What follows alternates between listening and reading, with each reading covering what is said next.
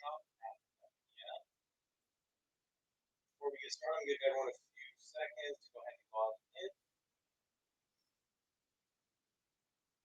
All right, so today we'll be talking about strategies for superior real estate investing. Our guest speaker is John Delia. I'm real excited. Before we do get started, there's a few disclaimers. So, NuView, we are not CPAs, we are not tax advisors. What we are is a self-directed IRA custodian. So, clients will use us as a conduit to be able to invest in what's called alternative assets.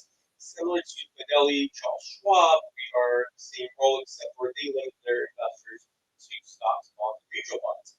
And here at NuView, you are allowed to invest in things like real estate, tax liens, mortgage notes, and the list goes on and on. Private companies, offshore real estate. We're going to dive a little deeper into that in a minute. What is a self-directed IRA? It gives you the option and the ability to choose your own investments. So you don't have a financial advisor picking and choosing stocks for you.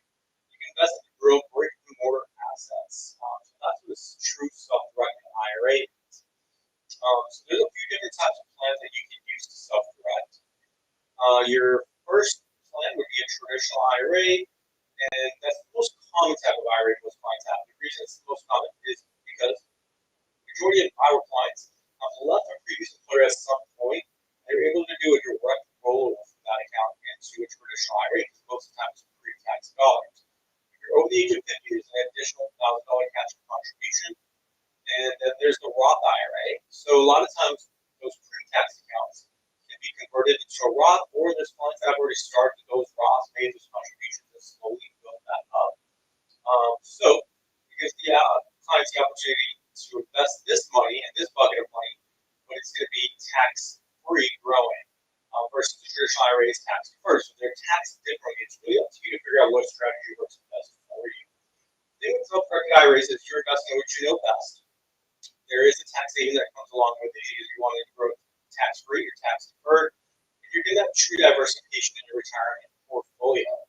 So, without further ado, I'm real happy to introduce our guest speaker. His name is John Delia. He's got extensive history working with real estate investors. He is from the good old state of Detroit, Michigan.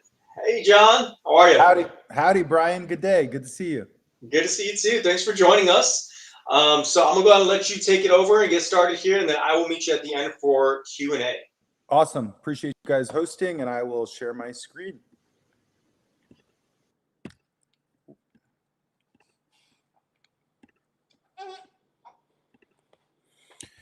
So you should be able to see my screen. I'm going to go ahead and go in presentation mode, and I will just get started. If there's any technical difficulties, someone please feel free to let me know.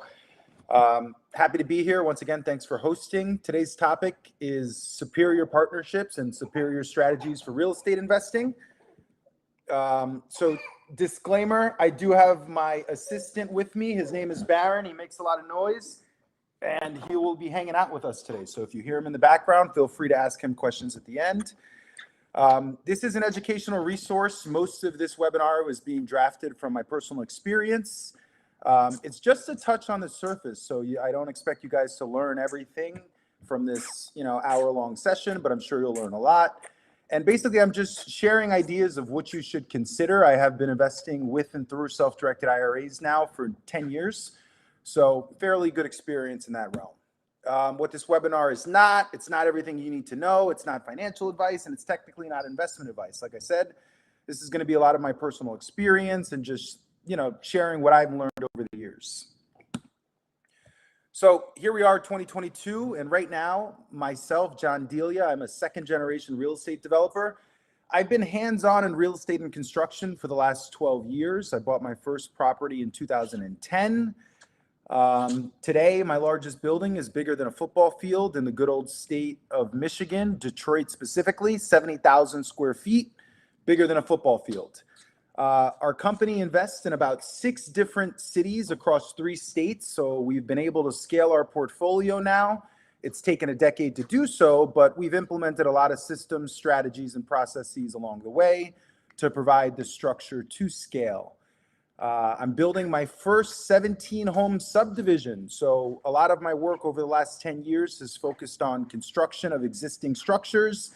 I like to tell people I love the headache of 100-year-old houses. And now we're maturing into new build ground up construction. So it's very exciting. We own over 53 residential units in most of these markets. So, to me, it seems like a small number, but I guess it is a large number.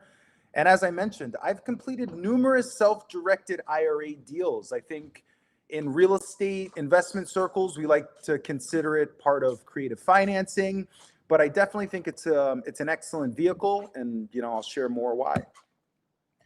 So my traditional company is called Housing Joint Venture. I've taken my experience over this last decade, and we've been building a real estate platform powered by software to help bring more transparency to the private investing market and to the joint venture market. So in this presentation, I'll share more about the business, but Housing Joint Venture is now the software company that's come out of the hands-on construction, the numerous IRA deals, and the cross-state, cross-border transactions. So this is just showing you some of our active and real projects. All of these, except for one, are real buildings.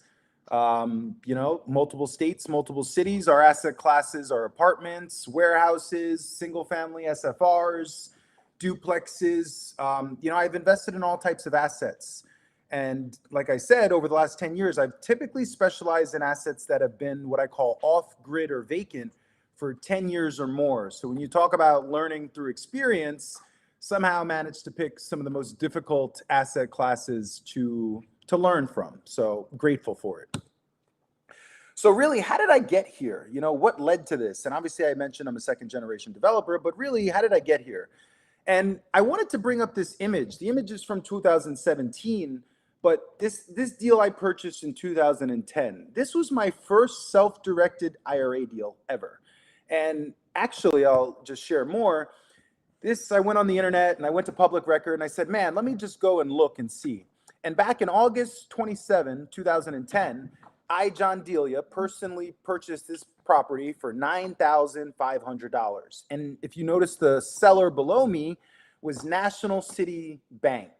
And back in 2010, if you guys remember what was previously deemed the Great Recession, the economy fell out, the financial catastrophe of 2008, and banks had a lot of real estate owned assets that they were selling due to foreclosures, et cetera. I started buying a lot of vacant foreclosed buildings that needed renovation. So I was able to pick up this deal in cash. I transferred it, I think, a year later to JSD Holdings Group, John Sunshine Delia. I felt I needed an LLC at the time. And, in 2012, you'll see that this asset then traded to what's known as Equity Trust Company. And they're another custodial provider of IRAs. They're fairly large. But that was the first time I did a deal where the asset that I had purchased, renovated, and fixed ended up going to somebody's self-directed IRA deal and going through that custodial process. So, I think sitting here now a decade later, 10 years later, to give a talk at a custodian is a privilege because, 10 years ago, I was 20 years old and I did a self-directed IRA deal. And as you see, the values and the pricing of this property has kind of gone up year over year, which is great. So, like I said, my name's John Delia. Most people think of me when I say I own buildings and I do real estate as the guy on the left. Sometimes I get to say I'm a real estate developer, but really I like to tell people I'm a construction cowboy. I think that previously in my career, I might have found some shame to not, always being in a suit or in an office building or behind a computer. But I remember as I got into the business, my father was a developer, and really, I started off in the yard. I started off doing really dirty things, and I started working on buildings and in the field. And I remember him telling me that the work is in the field, it's not in the office. And I remember when I finally earned my right to be in an office, it's after being on construction sites and job sites for a long time, and being at Home and Depot and Lowe's and all those big box retailers for a long time. So I kind of take pride in having my archive of photos now, because I think to myself, man, I really had to learn all the facets and all the aspects of construction. And construction is really what I like to say is the driving force of real estate development, of property ownership, etc. So if you're investing in real estate, you really need to understand construction and what that means, because ultimately that's the core of the business. I like to say I've been in a lot of dangerous situations, not quite dangerous, but a lot of fun hands-on learning. And a lot of the work was dirty. These are not the images you always see on social media. These are not the cars. I'm not showing you my Gulf Stream, which I don't really have, but I am showing you kind of what it looks like in the field. So I thought to myself, why is real estate investing necessary? And I know you guys are here and you probably get it. Real estate's important. But from my perspective, I'll share a few points. I think today everyone's well aware of what inflation is. After a decade of, a bull market, essentially, we've now hit this point of inflation where our purchasing power doesn't buy us as much as it used to. So I believe real estate is a great inflation hedge. I tend to tell people real estate is capital preservation, because whether it's a down payment, whether it's cash, whatever equity you're putting in the deal, you're able to preserve that capital with a brick and mortar asset. Next, real estate is great because of the cash flow and the potential appreciation. So typically we like to buy assets that can produce income over a monthly, quarterly, or annual basis. And we also like to believe that those assets will go up in value over a time horizon in the future. As I mentioned, real estate is capital preservation. So the money that I put into buildings, I think of them as planting seeds in which I get the fruits and the benefits of those seeds being planted, nurtured, and taken care of over time. Direct ownership in real estate also has its tax benefits. I tend to tell people that you want to earn as much as you can on paper. Once you have that earning, and there's never an earning problem in my opinion, but once you have that tax obligation in which you're finding ways to minimize or reduce your tax implications, real estate has been a vehicle in which most millionaires have on their balance sheet due to the tax implications and the advantages. So you definitely want to get with your tax professional to discuss those things. And finally, as I mentioned, 90% of millionaires have real estate on their balance sheet and own real estate. And real estate is a great way to truly create wealth because, as I mentioned, the appreciation of the values, because of that equity, it's a great vehicle today to create wealth. And lastly, I tell people, most of the time we're working a job and we're waking up every day, we get in our cars and we go to an office or we go to a building or we go to our employer and we're trading our energy and our time for money. And in an inflationary scenario, although let's say you might have 100,000 in a bank account, what you might not account for is that inflation that says that the purchasing power is less, the dollar is less valuable. And if you saw what's happening with the euro and the pound, it's not doing well right now. So when you're trading your time for money, you want to make sure that you're maintaining that energy and that value. And really, this really didn't hit me until about 2017, when I published my first book. It's called Life, Liberty, and Property, A Guide to Successful Real Estate Investing. And I went to Amazon and I pulled a sample page from the book. And the chapter is called, I Thought My Millionaire Dad Was a Bum. How real estate, it was a personal story, how real estate buys you freedom. And growing up, I grew up in New York on Long Island. And I remember my dad was home. He was on the couch. He was making dinner. We would hang out after school. He would take me places. And, I grew up in a fairly affluent suburb where, although we weren't driving these luxury cars and all that stuff, I remember my dad wasn't like everyone else's parents who were lawyers or engineers or doctors. And he wasn't always getting up and going to that random office building where he had an employer. And I thought he was a bum. I was like, what are you doing? Why are you home? Why aren't you at some job making money?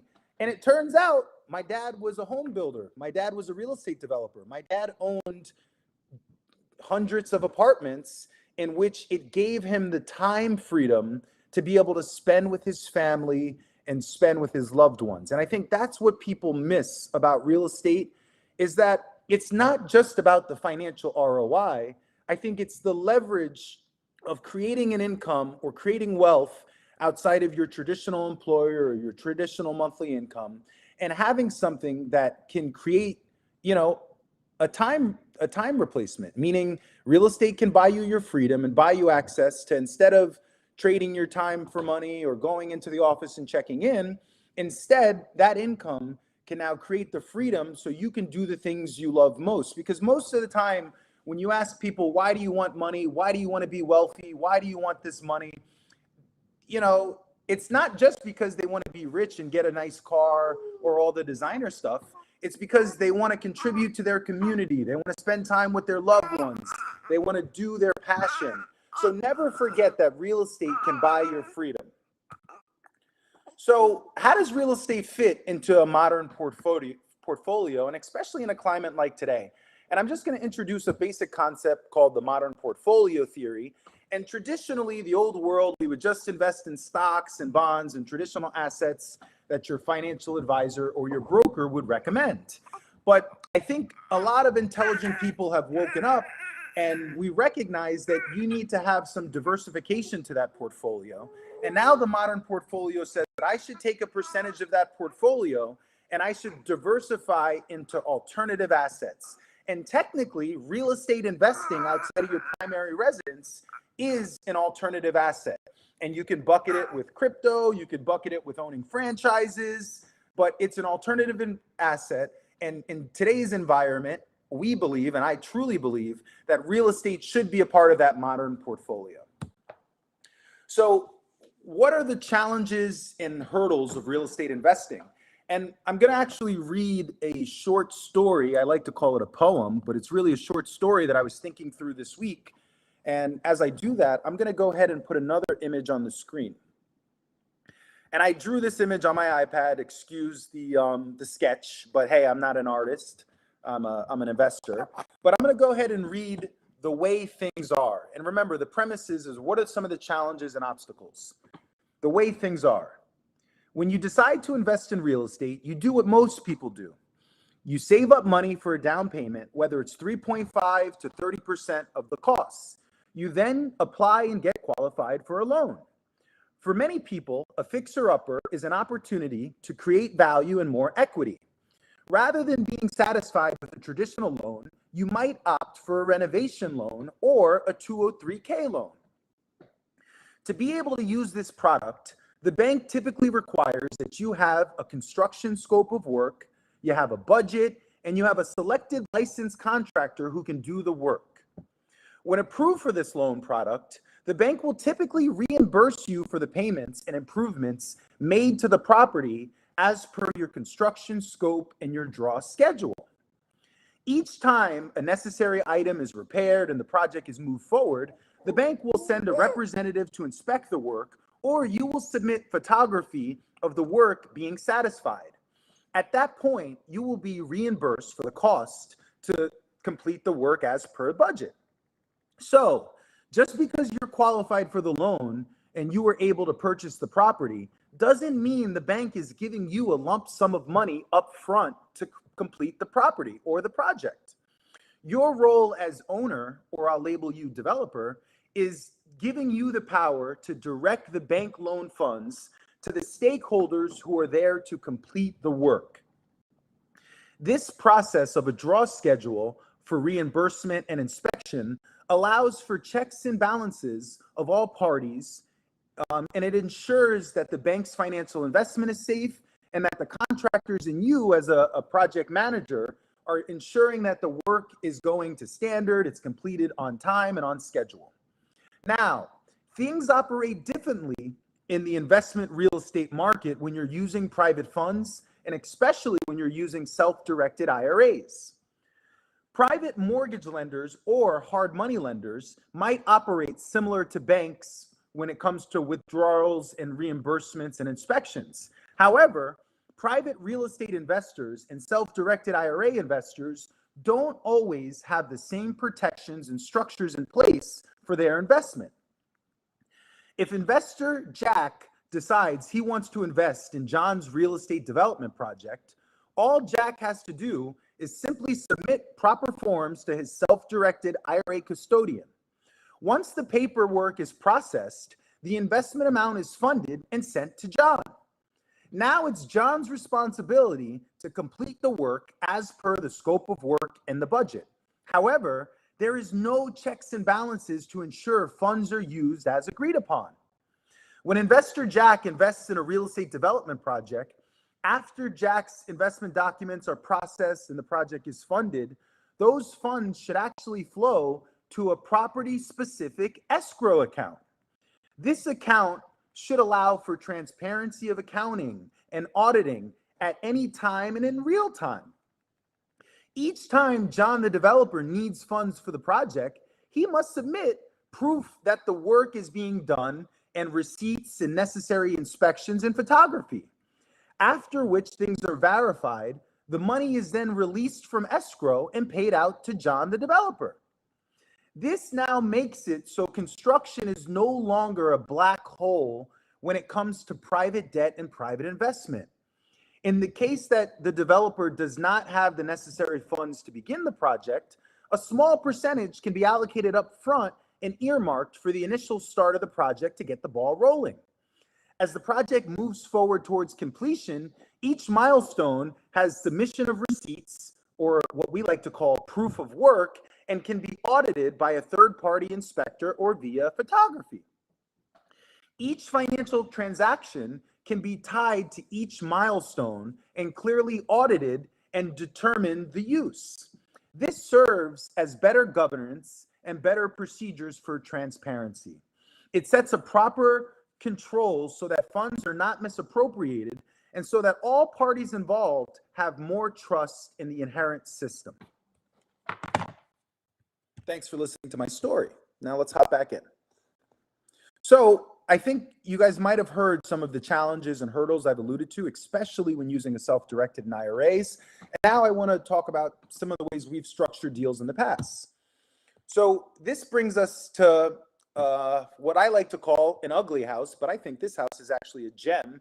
And this house was a property we purchased in cash in Dayton, Ohio, that's been vacant or had been vacant for over a decade, almost 10 years.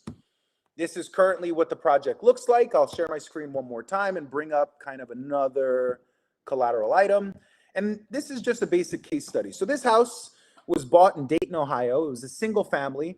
It was built in 1914, so nearly 100 years old. It was a 3-bed, 1-bath, 1,300 square feet. And believe it or not, we purchased this house for $4,000 in cash. Like, whoa, that's unbelievable. Is that real? Yeah, it's real. And those properties exist. However, those properties come with a lot of technical difficulties, meaning they've been vacant and off the grid for decades, and they need extensive renovation.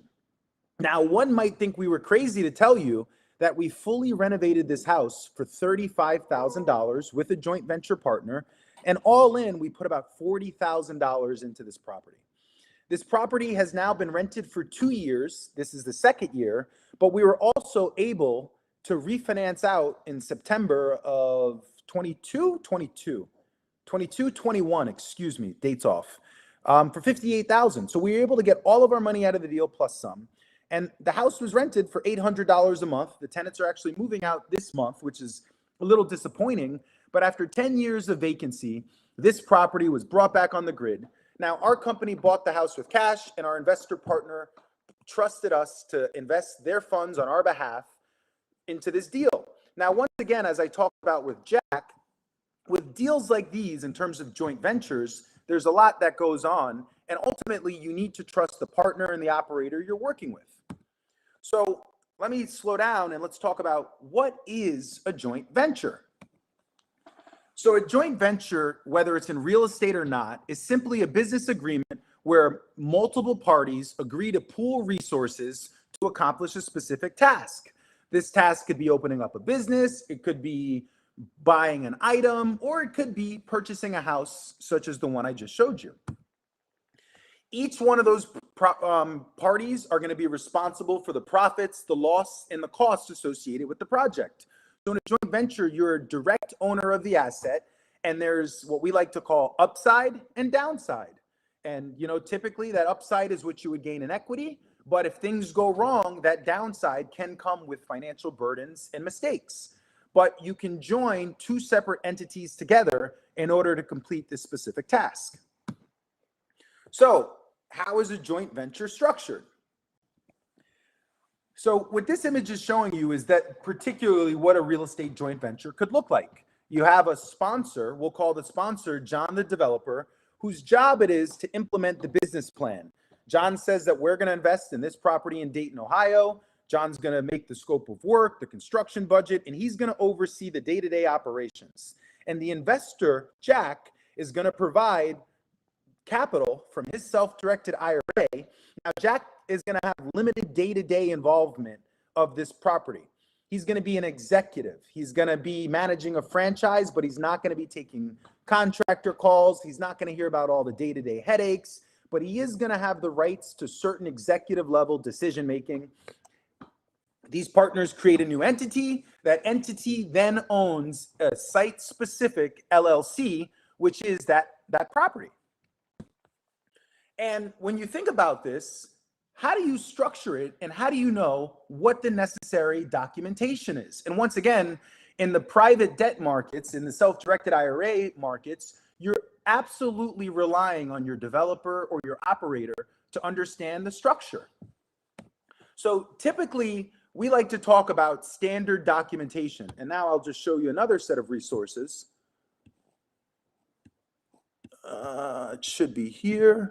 Nope, not that one. It is this one.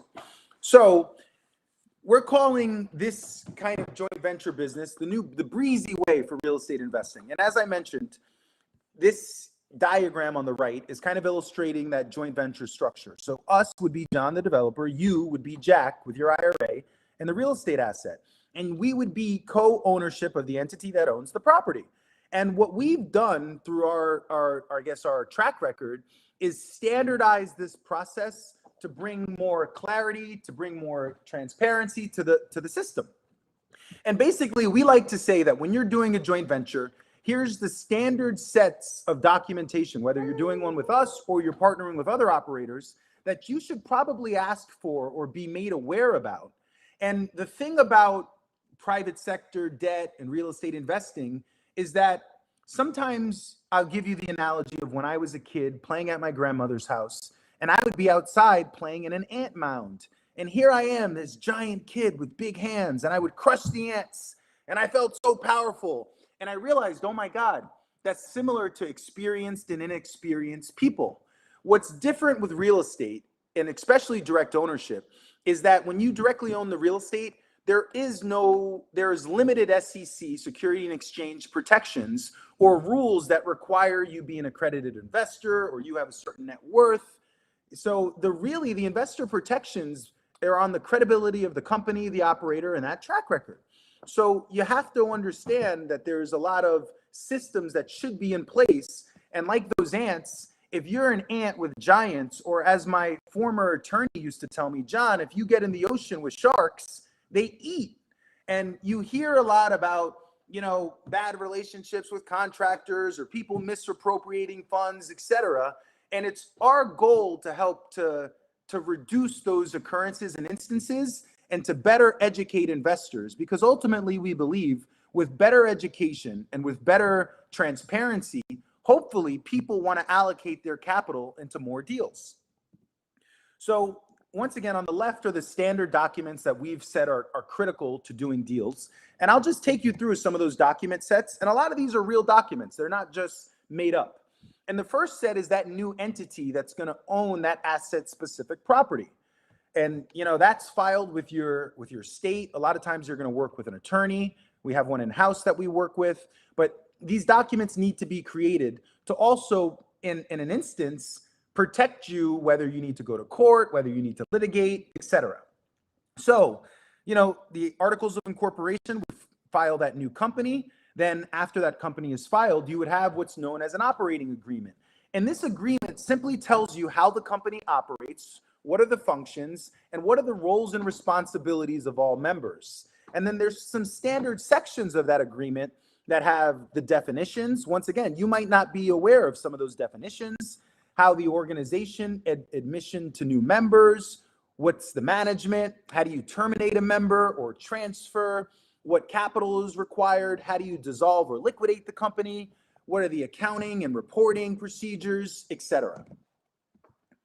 Next, you would file with the IRS, just like we have social security numbers, you would get a business social security number, which is known as an EIN number.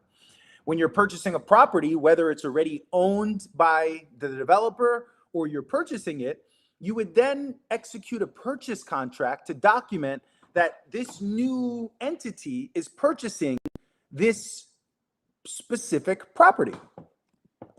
Then, with most real estate closings, you're going to go to a title company, and during the title closing process, you're going to be issued what's known as a HUD-1 settle statement. Now, this settle statement acts as an itemized list of expenses and fees that need to be paid in terms of the transfer, the ownership, the taxes, etc. But it's also used when it comes down to reporting and bookkeeping. A lot of times your tax professional is going to request copies of your HUD-1 statements as they're doing your tax filings.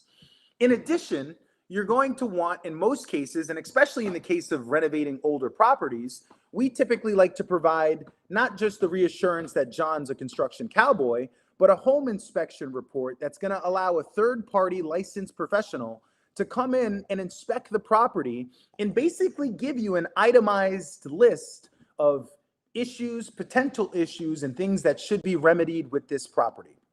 But I will state this, that just like we all are human, sometimes the inspector is human and they make mistakes or they miss certain things. So although this isn't a catch-all, it's a good diligence protection method to at least have extra sets of eyes to bring some more clarity to the process. Next, you're going to want a resolution, which is a written statement saying that the members of this entity agree to specific actions being taken by this entity.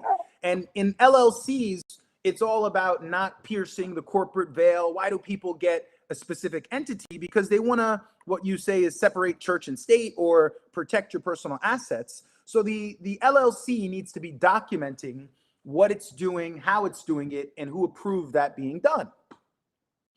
Next, I like to talk about the communication plan, because although certain parties might not have day-to-day responsibilities, there's still a lot of moving parts going on in a deal. And up front, you should understand what are the roles and responsibilities of all the stakeholders, and what are the means for when and if communication needs to happen and how.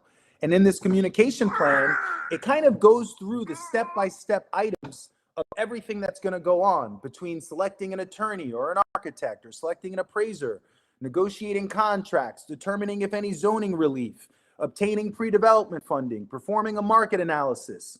All of these things are going to take on whose responsibility for all of these specific milestones that are necessary. Next, you're going to want a bill of sale. So a bill of sale is just another document showing that, hey, John has transferred the ownership of this property that he's owned himself to now this new entity. And it's no different than a receipt. It's providing an additional receipt outside of the purchase contract showing that this bill of sale was executed. And in addition, we also execute an additional document we like to call the general assignment agreement. Now, when you're doing a deal, there are multiple forms of what I like to call IP, intellectual property, that comes with that asset. We may have architectural renderings or specific, mechanical drawings or warranties, etc. And what this assignment is doing is assigning my rights as a developer of all of these IP collateral items to this new entity, saying that this new entity is now the owner, no longer John the developer. Next, you're going to see the deed and the deed transfer from that previous owner, John the developer, to now this new entity that's executed this transaction. And then you're going to want to see, hey, does this new entity have protection and coverage in the case of a catastrophe, and you want insurance? So then the entity would take out insurance on the property, and that would be designated the beneficiary. Finally, or not finally, in addition, you're going to need a financial model. A pro forma is just a fancy way we say an Excel financial model. And up front in the pre-development and the planning stage, as part of that executive level decision making, you're going to want to work with your developer to evaluate the financial model, to review it, to understand the dynamics, because your financial model is the forecast and the projections of ultimately where you're steering this ship to be successful. And then finally, not finally, but once again, in addition to, you're going to want a scope of work, an itemized scope of work. This scope of work can be provided by your contractor. As I alluded to earlier, your home inspector can potentially call out a lot of this work because that home inspection report is going to be there for you. But ultimately, you need to understand what are all the steps that we're going to take when we're improving and adding value to this property. And that scope of work is going to then be tied to your itemized budget. Next, up front, you're going to want comparable market analysis, meaning what are other properties in this neighborhood trading for, renting for, and how do we begin to anchor our own financial data?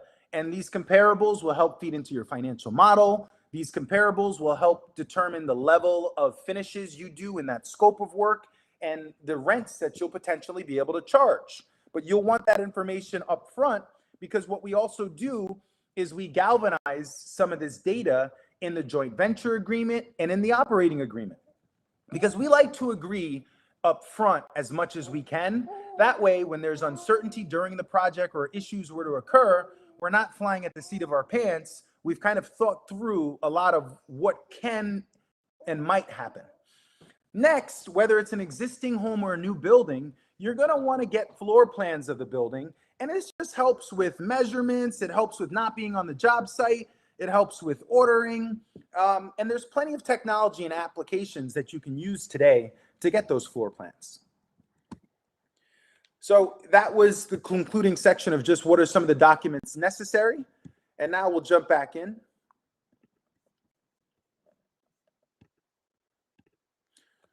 So as I mentioned, some of the documentation: joint venture agreement, operating agreement, scope of work, management agreement, general assignment agreement, bill of sale, resolutions, your communication plan, your voting log. These are all of the necessary documents, and I say they're necessary. I think inexperienced operators might not be aware, but with better education and better awareness comes better deals, better success, and better outcomes. And next, we might talk about what are the fees, because typically your pro forma is going to estimate, the financial returns, et cetera. But some of the inputs in the deal that we might not think about are government recording and transfer fees. So when we talked about that HUD 1 for the closing statement, when you record the new deed, when you file things with your county, those are all being charged and they're being paid for. Some of these numbers I got from the specific deal that I put here. I just pulled them for the HUD 1. These fees are going to vary in your jurisdiction and your municipality. Then you think about prepping for construction. A lot of the soft cost work needs to be discussed on who gets paid to do that work and how much does it cost. So as I mentioned with a home inspector, you'll pay a home inspection fee. You might be able to get a roof inspection. You might pay for architectural plans or property photography. And there might be a construction management fee to actually operate and see through that day-to-day action gets done. But all of those are going to be charges that affect not only your return, but your return. So, and your budget. So you need to be aware. And finally, never forget that there's additional transaction fees. If you get a paper check in the mail, someone's going to pay for that overnight postage. If you send a wire, your bank might charge an incoming wire or an outgoing wire. There's going to be annual accounting that needs to be paid for. And if you're using an electronic signature platform, you're going to pay fees there too. So you have to go into this with really some diligence and care on trying to understand the things you might not be aware of or the different financial and business implications of the transaction. So let's just dive a little deeper into what we talked about in terms of the roles of the stakeholders and their responsibilities. And what we like to do, as I mentioned, is have this communication plan. And here's just a sample of it, which really just defines the partner's roles and responsibilities. And when you think about the owner, the developer, the property manager, different service providers, whether it's the resident, each one of these milestones and development tasks should have an accountability person. And in a plan like this, you're going to want to upfront be aware of who is to be accountable when it's time to be accountable. So now I'll slow down and just give you a few key takeaways, and then I'd love to hop into some questions and answers. So time, energy, and money is what I like to tell people is all about real estate. It takes time, energy, and money, your focus, your attention. So managing real estate is tough, but you want to partner with experts. Those experts should not only have a track record, but should open up that track record and be able to show you case studies, be able to show you milestones, be able to show you that they have that level of experience necessary to help you succeed. Next, you want to really understand your real numbers for true ROI. A lot of people only model for the return on investment or for their IRR or whatever financial jargon they're using. But if you're not considering some of the soft costs to development, some of the management fees, the transaction fees, you might not actually see that true ROI. So what I like to tell people is when you're calculating your return on investment, don't just be impressed by a percentage that someone tells you they made, because you don't have enough data, meaning you need all the inputs to how they're calculating the return on investment. So when someone says, I got a 27% return versus a 16%, you really need to unfold the data that they're using to get that return. Next, you want to create realistic expectations of time commitments. How much time are you willing to put into a project? How much time do you want to dedicate to your investments as a business? Those time commitments should match your life goals, your personal goals, and your availability. And those time commitments are going to help guide you on what type of deals might be fitting for your situation and your scenario. As we mentioned, you want to clearly define the roles and responsibilities of all parties. You want to also create your own investment thesis prior to investing. A lot of times people with money get shiny object syndrome, and we like to say that if money's just sitting in the bank, 9 times out of 10 it's going to get spent. So if you, prior to allocating resources, prior to using your self-directed IRA to invest in a deal, you should say that, hey, I'm Jack and I like new build construction, or I'm Jack and I like single family units, or I'm Jack and I like to invest in warehouses. Here's my why, here's my thesis, here's where I think the opportunity is, even prior to investing in that market or partnering or working with an operator. You need to set your North Star and anchor yourself. And that's going to take some time, some diligence, and some commitment, but ultimately it's also going to help you be successful. The best JVs or joint ventures are well-defined and not ambiguous. So some of those documents we showed in terms of standards, a lot of this is vetting a new partner, similar to a marriage or a significant relationship. You're going to be transactionally and financially, in bed with someone. So the more specifics we can have on paper, the more difficult conversations we can have up front, the more successful you could potentially set yourself up for. You want to discuss financing, funding, credit, tax matters very early on, even before you get into the deal. You want to understand all of those implications to your transaction and to the investment that you're evaluating. And you also want to create a framework for evaluating and hiring your professional team. You're going to be bringing in a lot of stakeholders to work on your behalf, as we mentioned, whether it's a home inspector, an architect, an attorney, a tax professional, a contractor. But how do you evaluate that professional? What questions do you ask that professional? What should be the expectations of that professional? A lot of this should be done up front in the planning and in your thesis and in your business plan. You want to ensure that all your legal docs are in order. Once again, you don't want to find this out at the litigation table or in court that, hey, we didn't have the proper structure, the proper documentation, or the proper documents. So, sometimes I think the best attorney is not just a transactional attorney. They're a counselor who's helping make you aware of what's to come or what could happen. And I also like to say that the best professionals they've been to war multiple times, so they serve as a general. Meaning, if I'm new to an investment business or an investment market, I'm actually expecting that the leader that I work with or the professional that I hire can make me aware of the potholes in the road because they've driven down this road 20 times and this is my first time.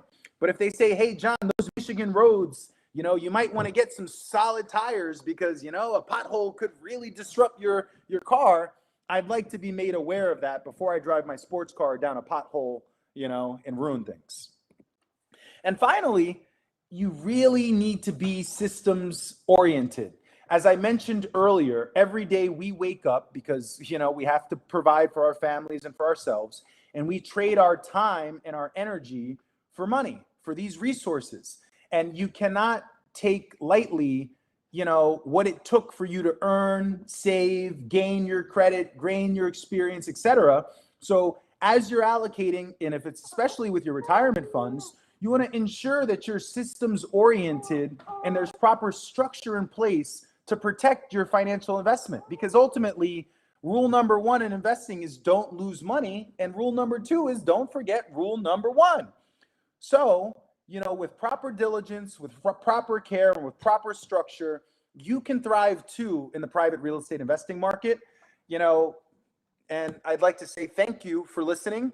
I'll end with just an anecdote that says the point of this presentation is to also help you understand not just what it's going to take to be successful, but what it's going to take to thrive and scale. As I mentioned, over the last decade, I was able to scale from 0 units to over 53 in multiple cities. And I say to myself, there's a lot of learning along the way. So definitely be open to that journey. But, you can thrive. This isn't to scare you, but it's to help you be professional. I view myself as a professional investor. And you never want to be one of those people who say, I used to invest in real estate and then the market changed. Oh, yeah, I got burned in real estate because my contractor, or oh, I got burned in real estate because of my tenants. When really, you have the financial obligation and responsibility to create that success. So I'll stop here. And I'd love to take some questions and answers, etc.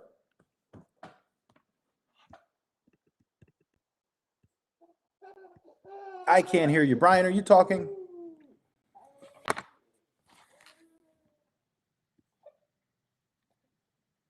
Minor technical difficulties, but if you do have questions, feel free to hop in the chat.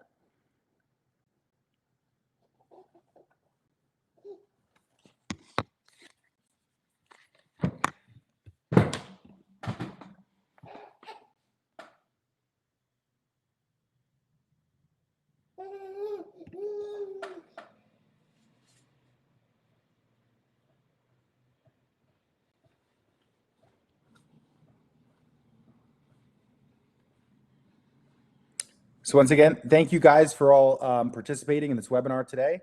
My name is John Delia with Housing Joint Venture. The flyer says Belmont Preserve. I should share what Belmont Preserve is. Belmont Preserve is a new home subdivision being built in Springfield, Ohio. As I mentioned, each deal technically becomes a separate entity and a separate LLC. So, Belmont Preserve is going to be a new build 17 home subdivision built in Springfield, Ohio. We're very excited for it. It's our first ground up subdivision. We filed an exemption with the IRS to be able to raise money from private investors using the rule general solicitation. Those investors must be accredited. So it's a little different than a traditional joint venture, but that's the company that I'm representing also today. Is this new entity to build this subdivision? Most of those deals can be seen on our platform, housingjointventure.com. Simply create a free account. And once again, thank you for participating. We're really happy for the host here today. That's very helpful. And we're hoping you found a lot of value in this webinar.